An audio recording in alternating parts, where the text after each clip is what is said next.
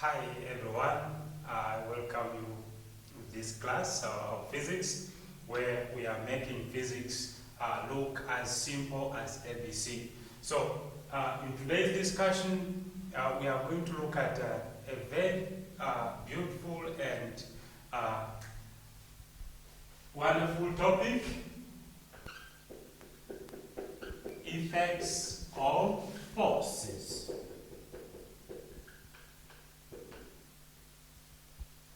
We want to see the effects of forces, especially in our daily life. When we talk about force, by now, most of you should be recalling in your previous discussions.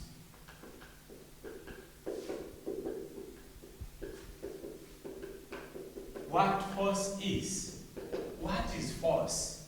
When we say force, force is used in so many instances, but when we say force, what do we particularly mean in science or in physics?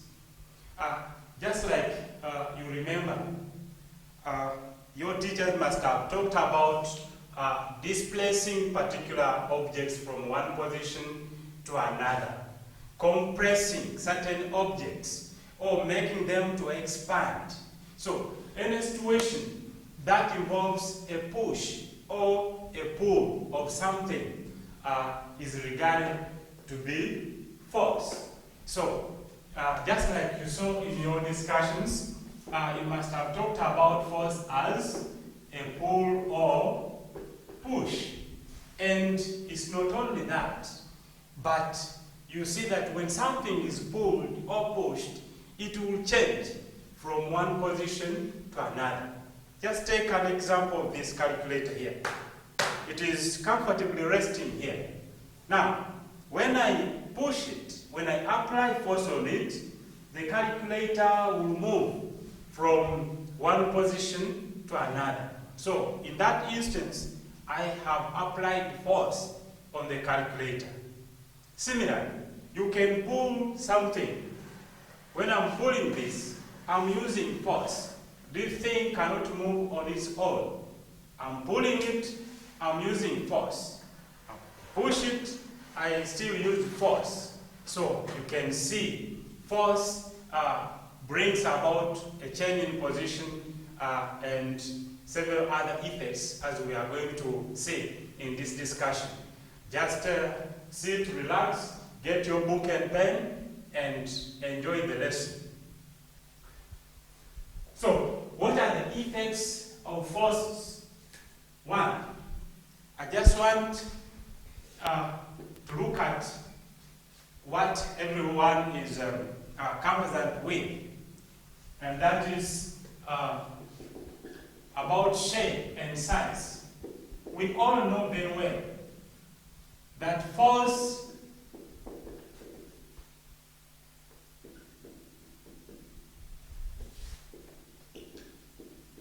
can change the shape of a body. In all our discussions in physics, when we say body, we refer to any object. So, force can change the shape of a body or object. How does this happen? Look at this balloon here. I don't know which shape it is, but when you look at it critically, you will see the shape and you can tell it from wherever you are. Now, when I apply force, you can see what is happening. You see, originally it is like that. Now, when I compress it, when I try to apply forces on both sides of it, it will change the shape. So that is one effect of force. That is what force can cause. Force can change the shape of a body. Not only that, I want to look at this spring here. I can take measurement of it. I can measure the length of this spring.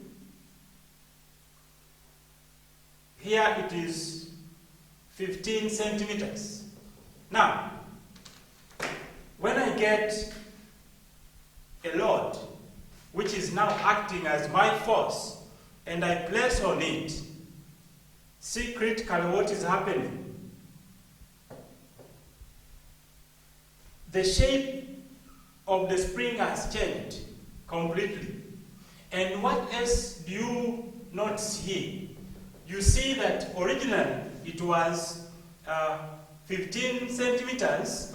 Now, when I take the measurement again, it is giving me 37 centimeters after adding a weight. So that brings us to number 2, effect of force. We can see that force can change the size of an object.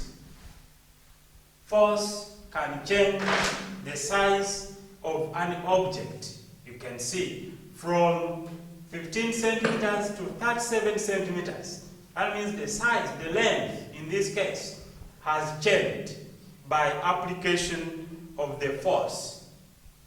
Now, one may wonder, what are these forces? Which examples of forces can we look at? All around you, wherever we live, we see there are so many examples of forces. You must have discussed this in your previous discussions with your teachers about some examples of forces. In this case, we have just seen one. When I put this load here on a spring, it means I'm adding a weight on the spring. When somebody comes and sits on you, that person is placing his or her weight on your body. What does that mean? The first and common example of force that you can talk about is weight. So weight is a force. Weight is a force. Now, other examples, just like you might have come across, when you look at this object here, and I release it to fall from up, it falls down. But what is it making it to fall down? There is a force acting on it. And that force is what we call the force of gravity. The force which makes objects fall down to the Earth's surface. There is the force of gravity. In most cases, we relate weight as force of gravity, but we'll look at that in our other discussions. We have several other examples of forces, just like you might have come across. We have the magnetic force. Magnets, they attract metals and ferromagnets. And then we have electrostatic forces. We have other examples of forces like friction. When two surfaces rub together, there is always force of friction between the two surfaces. This is a force which opposes the sliding motion between two surfaces. So friction is an example of force. The best example of friction here is air resistance. Air resistance. We have different other examples of forces. Like you may talk about compressional forces. You may talk about other examples of forces. When, for example, if I get a spring like this, hold it at both ends, and then I apply force outwards. See what's happening? So these are all different forces. in this spring, there is also tension. There is that force which resists the extension of the spring. So it's also another example of force. That is called what? Tension. So there are so many examples. We may not list all of them during this discussion, but there are so many examples of forces that we can talk about. Well, hope you got the first concept. This was just to remind you what you already know or what you have come across in your prior discussions, in your lower classes. But our focus here today is the effects of all these forces on an object. And we have so far seen two. Force can change the shape of a body, and two, force can change the size of a body or an object. You can see the different examples of forces from an aeroplane. When an aeroplane is flying in air, there are different forces, just like you can see from the screen. There are different forces that are applying on the aeroplane. Now, there is one activity here that we can do together here and determine how much this spring here can accommodate or hold different loads. So here we'll together perform this simple activity on this spring here. And we will use different masses. We can mount our meter rule here that will help us to record the different length of the spring.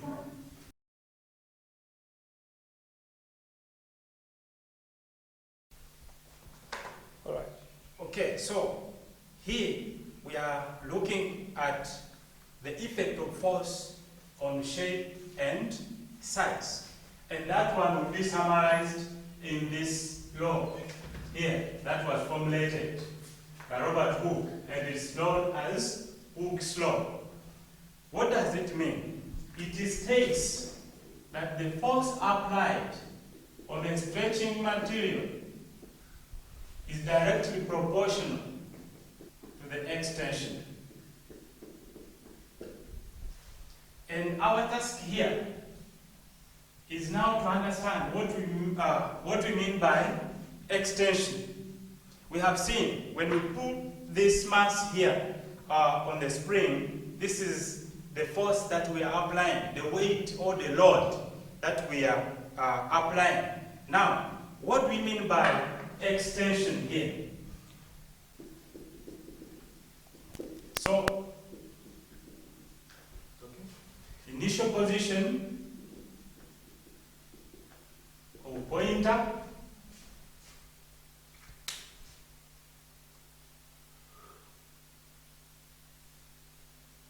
is 64 centimeters.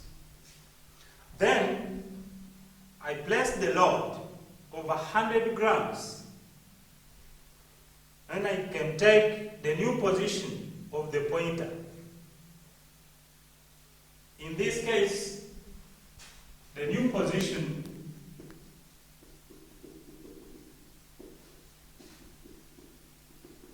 of pointer is 74 centimeters. You have to remove the mass not to stress the spring. So now, how much has the spring extended? How much increase in length when a load of 100 grams is placed on the spring? That is what we refer to as the extension, the increase in length. The increase in length is what we refer to as extension. So in this case, the extension will be 74 subtract 64, which gives us 10 centimeters. Hope you have understood what we mean by this term extension.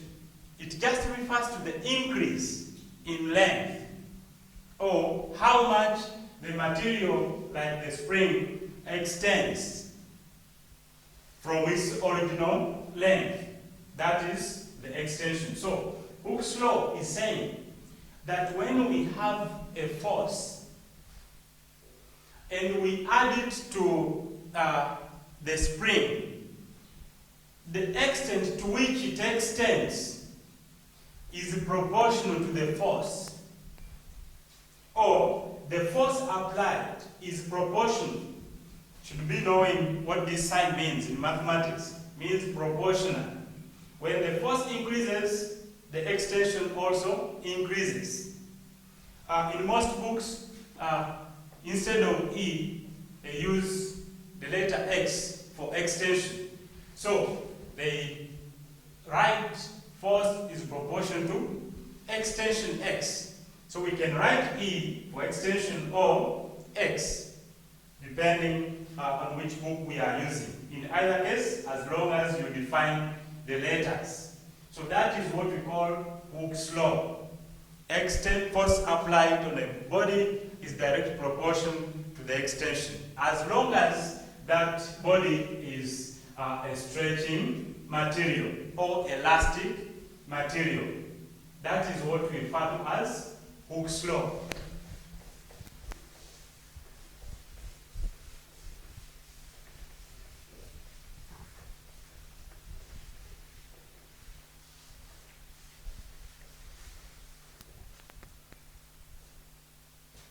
And for the extended physics, if we go ahead to simplify that expression, F proportion to X, mathematically, we write this as F equals to Kx.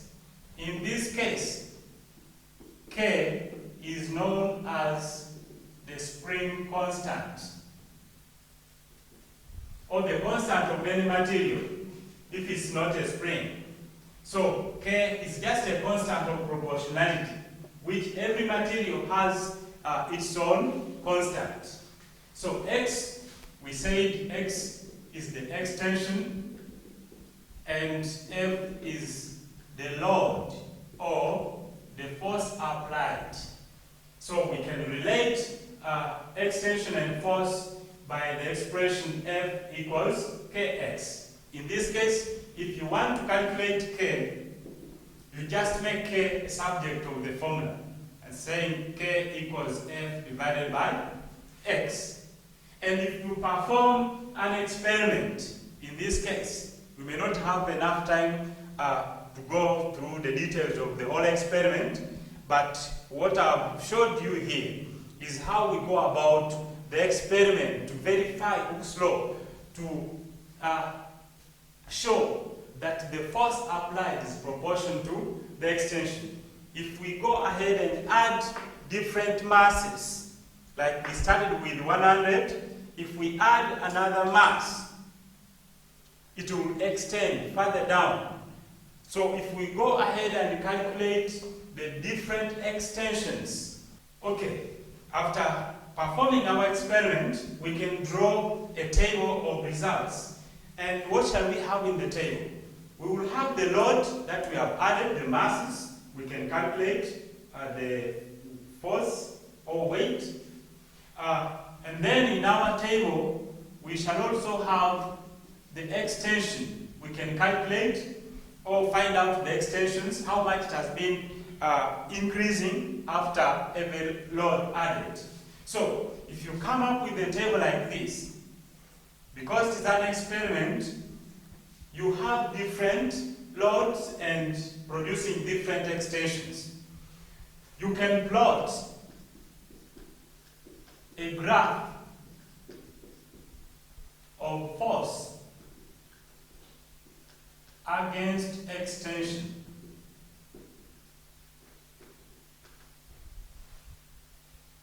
So in this graph here, we plot the force or the load against extension. Load must be will be on the horizontal, on the vertical axis, on the y-axis, and then the extension on the horizontal axis, which is the x-axis. And your graph will look like this.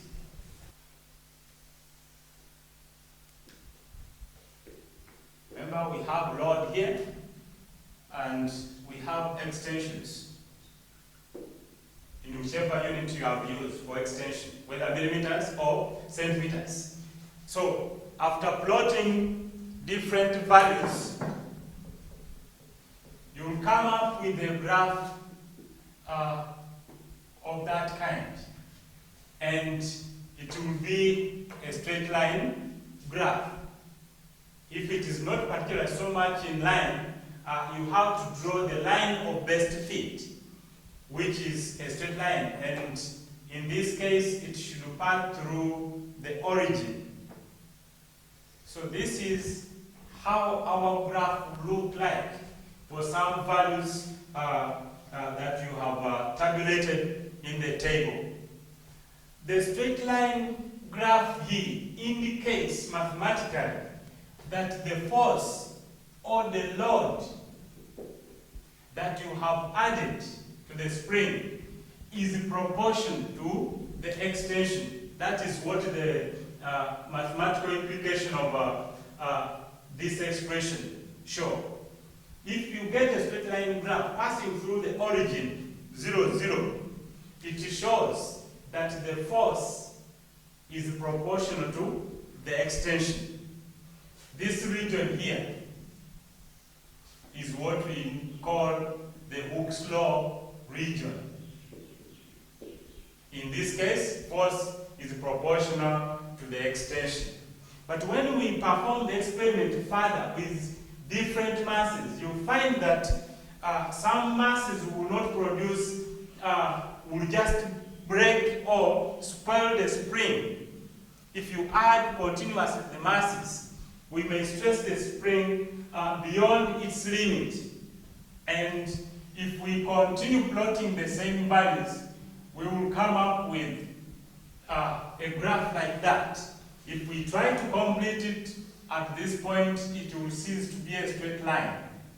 It will cease to be a straight line. And that is the kind of graph we shall obtain. This shows there is a limit, and this point, which I can call P, is known as the limit of proportionality.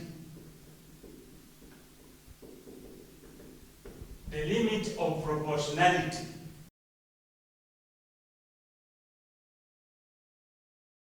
It means beyond this point, the force that you will apply on that spring will no longer be proportional to the extension. And in that case, after that, the spring or the material that you are using will not come back to its original shape or size, will not regain its original size. You will have destroyed it. So that is that point is known as the limit of proportionality. For exam purposes, in external physics, we normally like asking about this point here. This is called the limit of proportionality. It's a point beyond which the force applied is not proportional to the extension. So that is Hooke's law, and that is the procedure that we follow. So we'll go on to look at some few examples.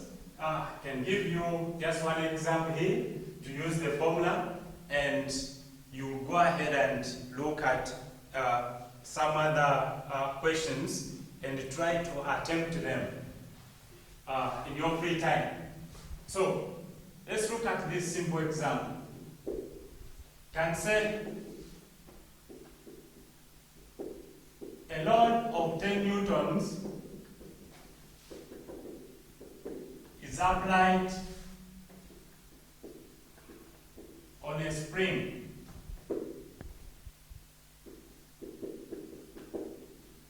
if it causes an extension of 2 millimeters on the spring, what is the spring constant?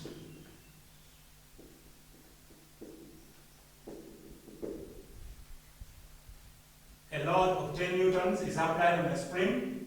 If it causes an extension of 2 millimeters on the spring, what is the spring constant?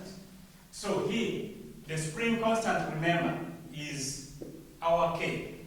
And we said our formula or relationship between force and extension is force equals Kx. So, from this question here, they have given us the force as 10 newtons, and they have given the extension as 2 millimeters. So, our task is to get K. Just like we have said before, you can make K the subject, which will be force, divided by extension. And if the force is 10 newtons, then the extension is 2 millimeters. It follows 10 divided by 2 will be 5. And from the units here, from the formula, you can derive the units of K. You are getting Newton and you are dividing by millimeter. That means the unit of K will be Newton per millimeter. So that is your value for K. So this formula can be used in different ways to calculate the force, to calculate the spring constant. You can also use it to find the extension, just like you see in the assignment that I will leave for you at the end of the lesson. So that is how force can affect the shape and size of an object. Now, we can look at another effect of force on moving bodies.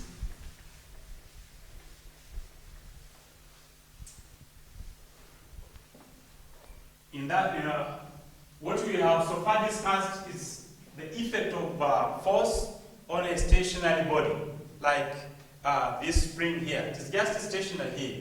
So what happens to the shape? You remember what we did with this balloon? That is the effect of force on shape and size. Now, 2. We want to look at the effects of force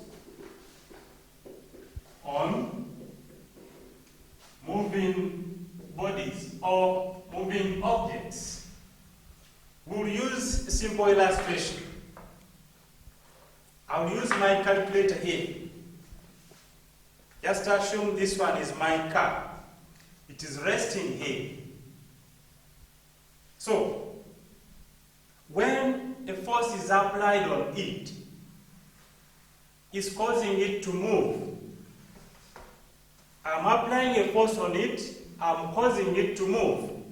So that is one effect of force. Force can make a body at rest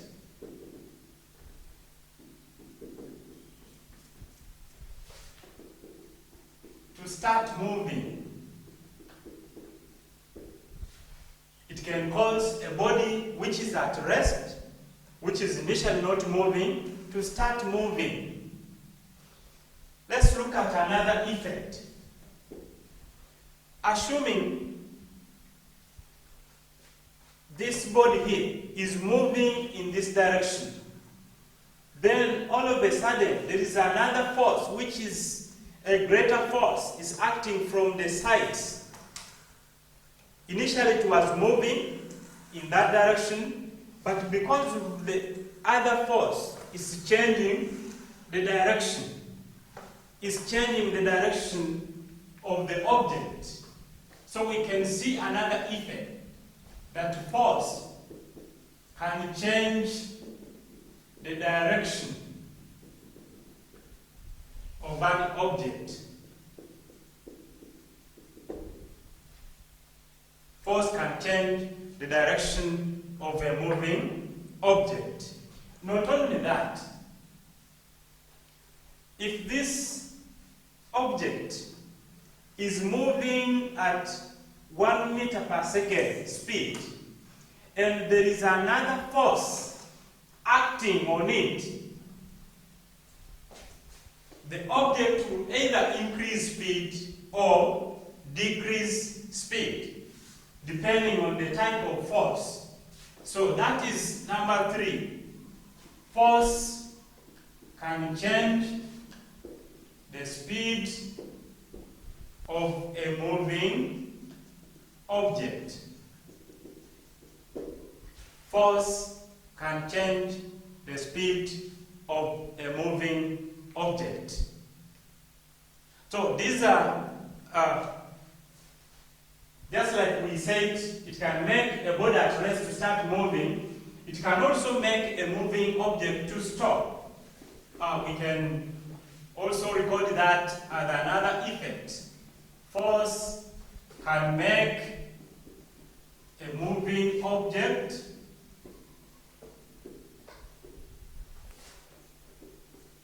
to stop.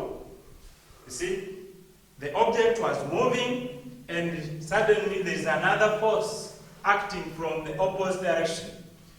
It can stop the object from moving. You can see several other effects in form of what happens in our daily life. When somebody is driving a car and he or she applies the brakes, it means the brakes that is applying, that is force. There is friction between the tires of the car and the ground. The brake pedals are pressing onto something there to make the car stop. So there is friction in between there. So that is effect of force. So we can summarize the effects of force on moving objects in these 4 ways.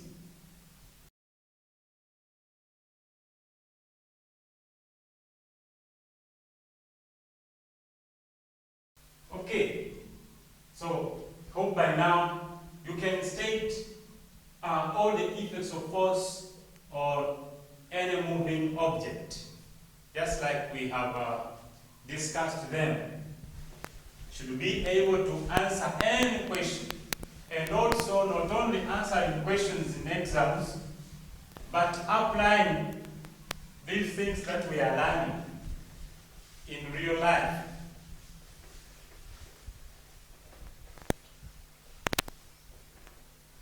Now, there is another concept here that I want us to discuss briefly, that is called resultant force.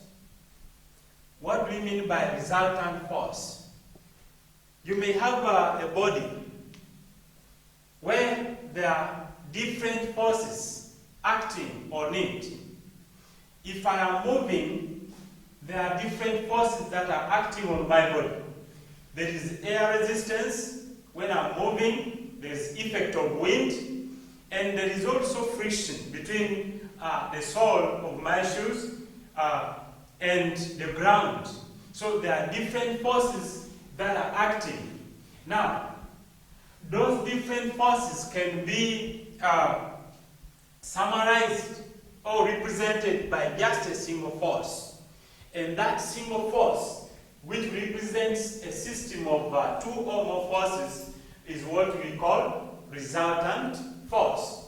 So, in simple terms, we can say resultant force as a single force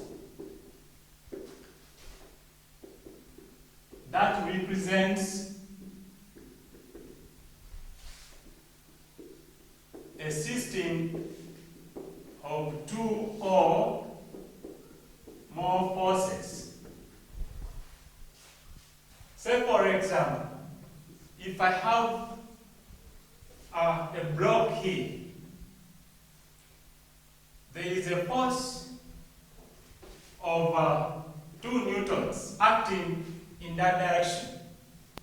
And then there is another force of 4 newtons acting in the opposite direction.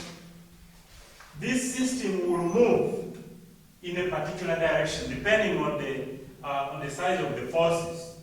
So we can represent these two forces by just one single force. And if it is the case here, the resultant force will be the difference between the two forces. In other words, we say the 4 newtons, take away the 2 newtons, we get 2 newtons. So the 2 newtons, which is the difference between the two forces, becomes the resultant force. Now, what happens if the forces are all acting in the same direction? Take an example of when 2 people are pulling an object, like a box. Let's say this one is 10 newtons and this one is 15 newtons. All the forces are acting in the same direction.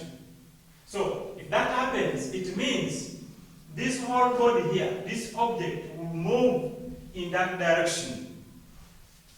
The resultant force here will be the sum of the forces. That is 10 newtons plus 15 newtons. This gives us 25 newtons. In simple terms, resultant force has to be represented in terms of the magnitude, the size, and the direction. When we ask questions about this, we want you to state the size of the force, the magnitude, and the direction where the body will move. So, the body will always move in the direction of the bigger force. If the bigger force is acting due east or left or right, then the body will move in that direction. And we say the resultant force is 25 newtons acting to the left of the body, like as you can see in this example here. So you can, in your free time, try out a few of these questions that you can see on the screen.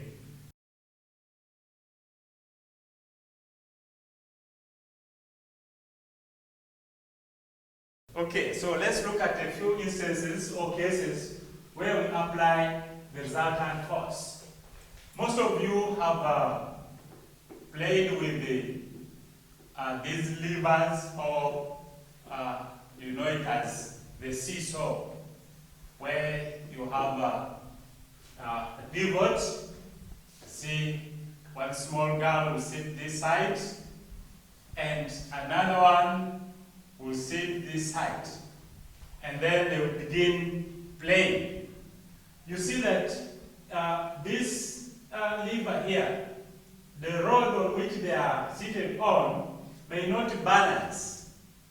It may bend on one side, meaning that if this F1 is greater than F2, this rod here will appear like that.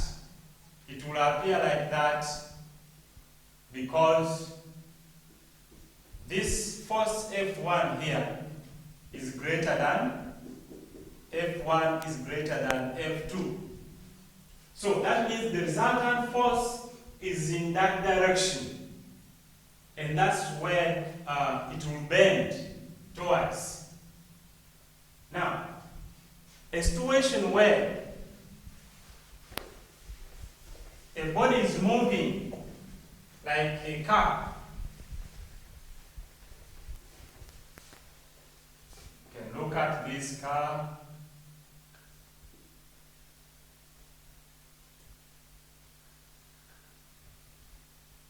I'm sorry for the poor drawing. Hope it doesn't resemble your car. But this is my car that I'm using here. Now, there is a force, which is the driving force. This is the force that the engine is applying. That's the driving force, which is causing the car to move. Now, because the surfaces are rough on which the car is moving, there will be a force which will act in the opposite direction. And that force is known as the friction force. And remember, this car might be moving against the wind. If there is too much wind, it means there is another force which is due to wind. Now, there are three forces acting in the different directions. The driving force, let's call the driving force F, capital F, and then we can say this one is small f, friction, and effect due to wind, we can call it W. We have three forces acting on this car. Now, if you see that the wind, the effect of wind and friction are moving in the same direction. Now, the resultant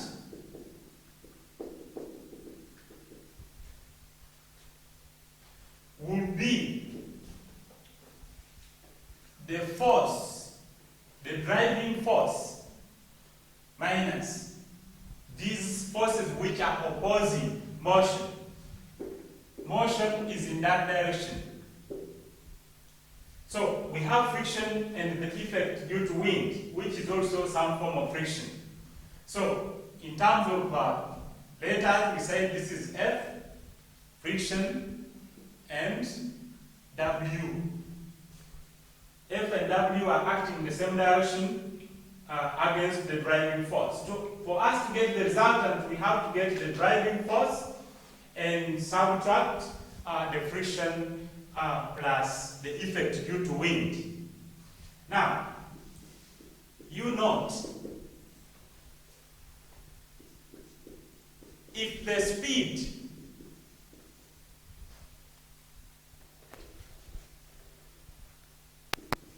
let's say if the driving force F is greater than the friction plus the effect due to wind, the car will accelerate. Meaning it will increase the speed. The speed of the car will increase. That's what we call acceleration. It is only in that situation where the car will accelerate if the driving force is greater than the forces against it. That is note number one. Now, assuming F, which is the driving force, is equal to the friction force together with the effect due to wind. In this case, the car will move at constant speed. It means it will not accelerate. It will still be moving, it will not stop, it will move at constant speed. That means the driving force is equal to the sum of the other forces. This is where we normally draw our questions from when we ask something about resultant force. What will happen to the body if the two forces are balancing? If the forces on either sides are balancing, the car will not accelerate, it will not increase speed. That means to move at a constant speed. Now, in this case, for the case of a car, if the friction is greater, if F plus W added, these two added together, if they are greater than the driving force, the car will stop. The car will stop. It will not move backwards because friction cannot move the car or the object backwards. No. It will just stop. It will not move. It will decrease speed finally, but if the force increases, then it will stop. It will come to a halt.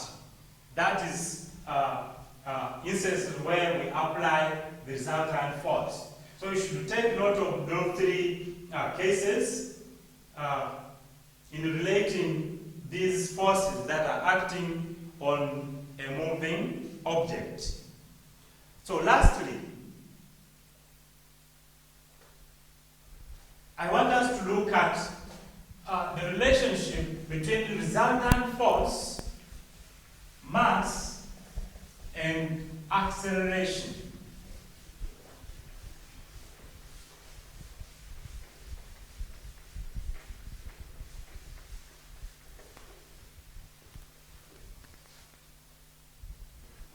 Relationship between force, in this case resultant force, mass, and acceleration. This is a simple expression. The force, which is our resultant force, is given by mass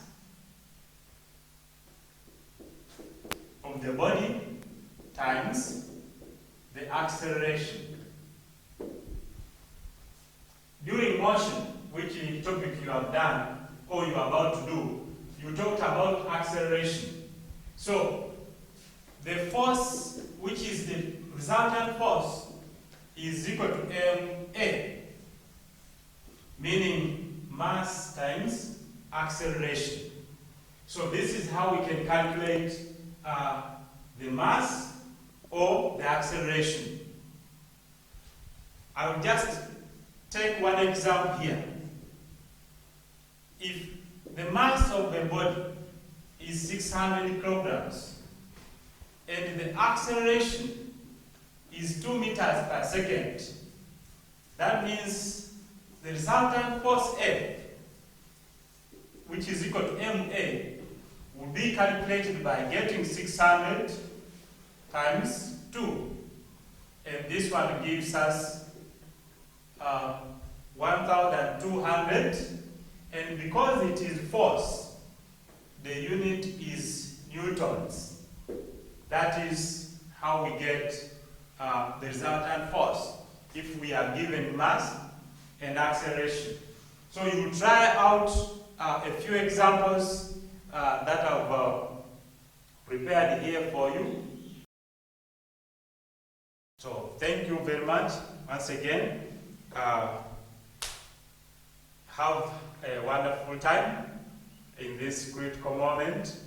Remember to wash your hands always, to keep a distance, to revise. Use this time that you are free at home to revise your books. Revise almost every time. Revise your books so that when you go back to school, you can remember everything that you were taught before. Thank you very much once again, and God bless you.